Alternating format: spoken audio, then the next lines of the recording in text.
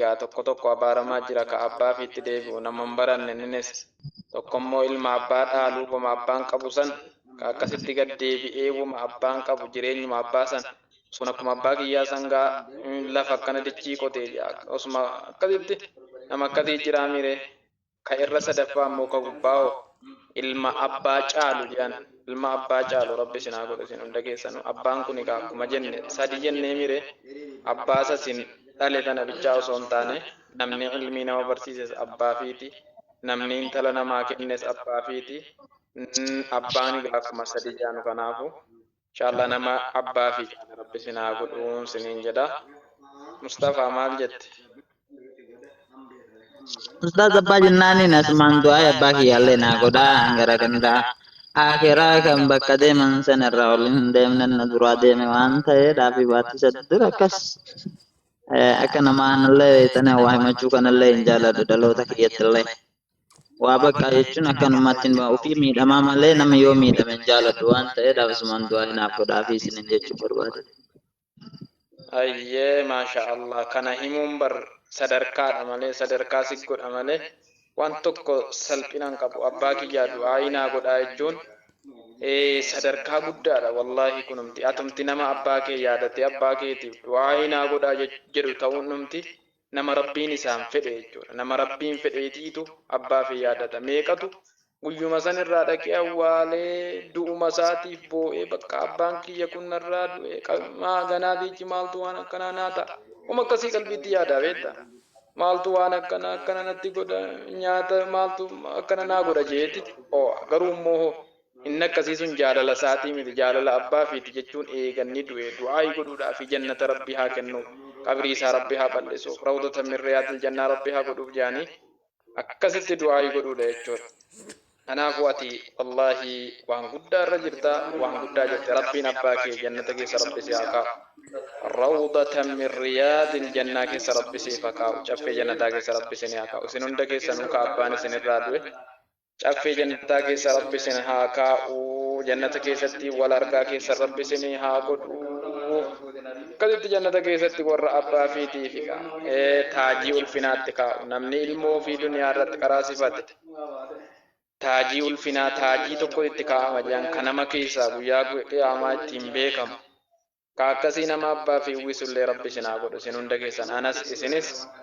rabbi nama abbaa fiitiif sadaqatul jaariyaa ta'u rabbi sinaa godhu anas rabbi naa godhu akkas inshaallah abshiraa isiniin jenna abbaa keessan yaadannaan abbaan keessan ka jannataatii ofumaafu maaliif ilma akkanaa qabaachuudhaaf rasuula rabbii jaani anaa miti sallallahu alaihi wasallam salaasatan sadaqatul jaariyaa jaan waa sadi namni duniyaa irra dhiifatee deemee jaan sawaamni isaa ilaa gaafa namtichi sun wanni sun dhabamee takkaa namtichi sun du'uutti sawaamni isaa isaaf deema jaan tokko maali namticha waan tokko masjidaa dhaabee waan silaa sawaamni isaa hin cinne jechuudha. Kalammaffaa namticha ilmii baratee ilmii isaa sun dhalootatti darbaa deemu ka sadaffaa waladun saalih ilma gaariidha ilma gaarii yad'uu lahu ka abbaadhaaf jannata kadhatu taa'e hangati jannata kadhattuun abbaa kee dhaqee dhaqqaba du'aa inni kadhattu sun sadaqatul jaariyaadha sawaamni isaa akka waan asirra taa'e salaataaru zakaa kennataaru hajjii godhaaruutti du'aa inni tarraan tana isaa kadhattee isarraa qaltee nama nyaachiftee saddaqattee irraa kennattee jettu wallahi akka waan inni duniyaarra jiraatee sadaqataaruutti sawaamni isaa isaaf yaa'a jechuudha. Kanaafuu akkas inshaallah sadaqatul jaariyaa akkanaa qabaachuun abbaa akkanaa ilma akkanaa qabaachuun abbaan milkaa'u isaarraayyee abbootii keessa rabbi isin milkeessuun jedha. Akkas egaa maashaallah barattoota keenya du'aayin ganaa dhagaa ganaa namni biraallee dhufee isinii godhaa du'aayin illee ganaa godhama. Akkas egaa ustaazotiin adda addaallee ganaa dhufanii du'aayii asirratti isinii godhanii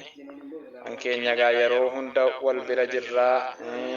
yeroo hunda nuti egaa akkasitti waluma bira jirraa isiniin jenna inshaallah mee namuu maayikii keessan banadhaati gammachuu isinitti dhagahame mee isinis ibsadhaa gaamee hangasitti akkas egaa mee gammachuu isinitti dhagahame mee nu ibsadhaa warri gubbaa jirtan akkuma Mustafaa kanatti waa illee dhaamsallee waan qabdan isinis nu dhadhaamaa isiniin jenna inshaallah.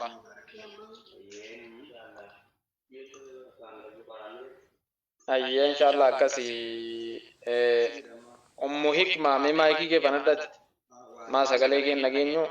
guyyaan irraa guyyaa gammachuuti mee attis gammachuu si dhaga'ame ibsadhu kan.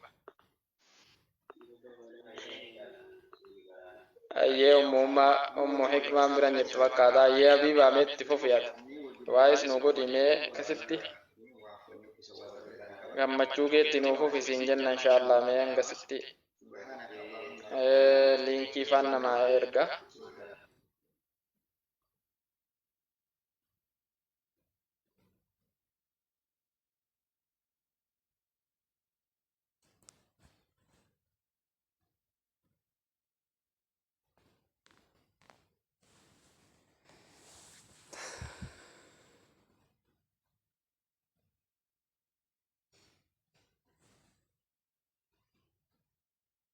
LinkedIn nama verga si dan konsultan sudah menitagyan. Asma ayye ya Rabbi Maka menitagyan ni sanuma. sagaleen kee odeeme dhugaa shabakaan illee na jirutti jira Rabbi alaafisi ayye Dem maikin kabadu sitti masagale ke.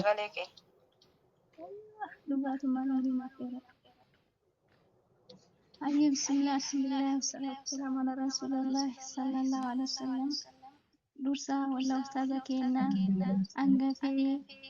obboleettii teennaa kiraamii fitii teennaa kaamiladhaan namoonni kun wanti suuronni gubbaa jirtaniif jala jirtanis assalaamu alaikum warahmatullaahi ta'ala wabarakaatu ta'ala bakka rabbiin Waalaikumsalam warahmatullahi ta'ala wabarakatuh. Salam tawar jannata kan gubballe kan jalalle sir deebisade. Ayo tefu.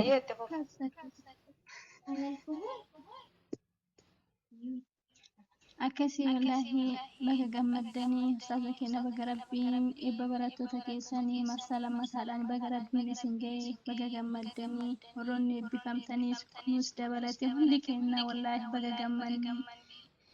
nuti obboleeyyan akiraati waan taateef baga rabbiin guyyaa har'aatiin isin ga'e ustaazaa keenya baga gammaddanii wallaahi taabiin isin halkanii guyyaa nutti taabdanii taabiin isin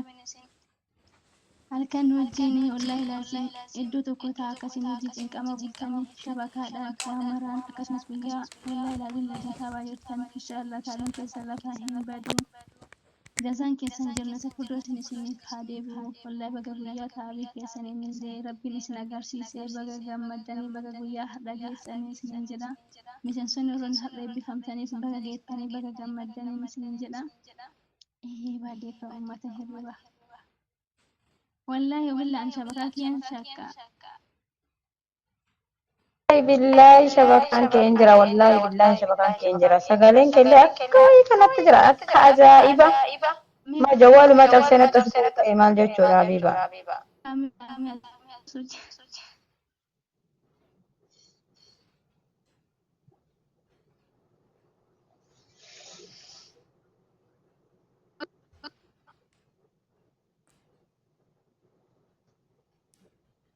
إيه بدي والله Habib